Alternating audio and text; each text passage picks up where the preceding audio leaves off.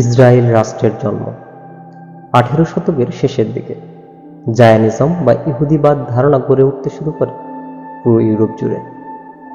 Europe ও রাশিয়ায় ছড়িয়ে ছিটিয়ে থাকা ইহুদিদের জন্য একটি আলাদা রাষ্ট্র প্রতিষ্ঠাই তাদের একমাত্র লক্ষ্য ছিল। তবে ইহুদি ধর্ম মতে তাদের নবী মসিহ আবারও পৃথিবীতে না আসা পর্যন্ত তাদের নিজস্ব কোনো রাষ্ট্র প্রতিষ্ঠা হবে না। ইহুদিদের সেই ধর্ম বিশ্বাসকে পাশ কাটিয়ে জায়নবাদীরা একটি স্বতন্ত্র ইহুদি রাষ্ট্র তৈরির আন্দোলন বেশ জনপ্রিয় করে তোলে ইউরোপ ও আমেরিকায়।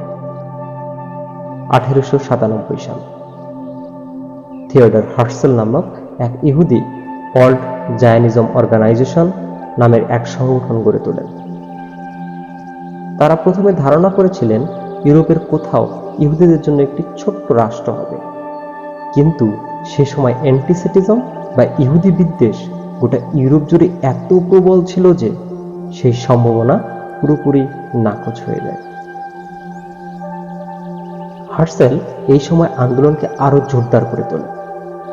জায়নবাদীরা মধ্যপ্রাচ্যের ফিলিস্তিন ভূখণ্ডে তাদের রাষ্ট্র প্রতিষ্ঠার স্বপ্ন দেখতে থাকে, কারণ তারা মনে করে ফিলিস্তিনই তাদের আদি ভূখণ্ড ছিল। কয়েক হাজার বছর আগে সেখান থেকেই ইহুদিরা বিতাড়িত হয়েছিল। তাদের বিশ্বাস ইহুদিদের পবিত্রতা মসিহ আবারও আসবেন ফিলিস্তিনের পবিত্র শহর জেরুজালেমে। তাই ইহুদিদের কাঙ্ক্ষিত রাষ্ট্রের যোগ্যতম স্থান হল ফিলিস্তিন। একটি স্লোগান সে সময় খুব জনপ্রিয় করে তোলে পুরো ইউরোপে, মানুষবিহীন দেশটি হবে দেশহীন মানুষের জন্য। জায়নবাদীরা প্রচার করেছিল ফিলিস্তিনের জনমানবশূন্য জায়গায় তাদের ইহুদি রাষ্ট্র প্রতিষ্ঠা হবে। তবে তাদের এই প্রচারণা সঠিক ছিল না। শেষ পর্যন্ত রাজনৈতিক কুচ্চারে ফিলিস্তিনের ভূখণ্ডে ইহুদি রাষ্ট্র গঠনের স্বপ্ন পূরণ হয় ইহুদিদের, সাথে ধ্বংস হয়ে যায় স্থানীয় ফিলিস্তিনিদের নিজস্ব রাষ্ট্রের স্বাধীনতা। অনেকে মনে করেন ইউরোপীয়রা অবিশ্বাস করত ইহুদিদের। ইউরোপের ইহুদি দেশ হোক এটা কেউ চায়নি। মধ্যপ্রাচ্যে ইহুদিদের পাঠিয়ে দিয়ে তাই ইউরোপীয়রা নিজেদেরকে রক্ষা করেছে বলেই অনেকের ধারণা। প্রথম বিশ্বযুদ্ধের আগে ফিলিস্তিন ছিল অটোমান সাম্রাজ্যের অধীনে। তবে বিশ্বযুদ্ধে তুরস্ক হেরে গেলে শেষ হয় কয়েকশো বছরের উসমানীয় মুসলমানদের শাসনামল।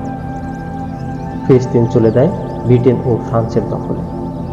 দুইটি ইউরোপীয় সাম্রাজ্যবাদী রাষ্ট্র ভাগাভাগি করে 30 বছর শাসন করতে থাকে ফিলিস্তিনকে।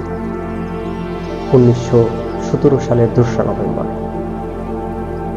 বেলফার ঘোষণার মাধ্যমে ইহুদিদের জন্য একটি স্বাধীন রাষ্ট্র তৈরির পথ প্রশস্ত করে দেয় ব্রিটেন। ব্যারন রথচাইল্ড ছিলেন সে সময়কার একজন ডার্ক সাইডের ব্রিটিশ ইহুদি নেতা। তাকে একটি চিঠি লিখেছিলেন যুক্তরাজ্যের পররাষ্ট্র সচিব আর্থার জেমস বেলফার। সেই চিঠি প্রথম ইহুদিদের রাষ্ট্র গঠনে তাদের সম্মতির কথা জানায় ব্রিটেন। 5 দিন পর চিঠিটি সংবাদ মাধ্যমে প্রকাশ পেলে ইহুদিদের রাষ্ট্র গঠনের প্রতিশ্রুতি হিসাবে বেলফার ঘোষণা সারা বিশ্বে দ্রুততম ছড়িয়ে পড়ে। এই ঘোষণার পর থেকে দলে দলে ইহুদিদের ফিলিস্তিন ভূখণ্ডে যাওয়া বাড়তে থাকে। এর আগে 1902 সালে ইহুদিদের 35,000-এর একটি দল ফিলিস্তিনে পৌঁছায়, যাকে বলা হয় ইহুদিদের প্রথম আলিয়া। আলিয়া মানে হলো ইহুদিদের পুনর্বাসন। এরপর 1914 সালে 40,000, 1923 সালে 40,000 ফিলিস্তিনে পৌঁছায় এবং 1928 সালে এর সংখ্যা বেড়ে দাঁড়ায় 82,000। ফিলিস্তিনের কিবুৎজ অঞ্চলে তারা এসে প্রথমে বসতি করে। গাজা থেকে মাত্র 2 কিলোমিটার দূরত্বে অবস্থিত কিবুৎজ। সেখানে প্রাচীনকাল থেকে কিছু ইহুদি স্থানীয় আরবদের সাথে বসবাস করত। এসেই তারা কৃষিকাজের সাথে যুক্ত হয়, জমি কিনে বসতি করতে থাকে। প্রথমে স্থানীয় আরবরা তাদেরকে স্বাগত জানিয়েছিল। তারা বুঝতে পারেনি এই জায়গা দেওয়াই তাদের একদিন কাল হবে, উচ্ছেদ হয়ে যেতে হবে নিজেদের ভূখণ্ড থেকে। এটাই ছিল ফিলিস্তিনিদের প্রথম ভুল। ধীরে ধীরে পরিস্থিতি গভীর সংকটের দিকে যেতে থাকে। 1902 সালে ফিলিস্তিনিদের মাত্র কয়েক হাজার ইহুদি ছিল। 1931 সালে সেই সংখ্যা বেড়ে দাঁড়ায় 1,80,000। স্থানীয়দের মধ্যে অসন্তোষ দানা বাঁধতে শুরু করে। 1933 সালে জার্মানিতে ক্ষমতায় আসেন হিটলার। মসজিদের সাথে চুক্তিতে আবার 50,000 ইহুদি পাঠায় ফিলিস্তিনে। এটাকে বলা হয় পঞ্চম আলিয়া। 1948 সালে ফিলিস্তিনে ইহুদিদের সংখ্যা বেড়ে দাঁড়ায় 6 লাখ।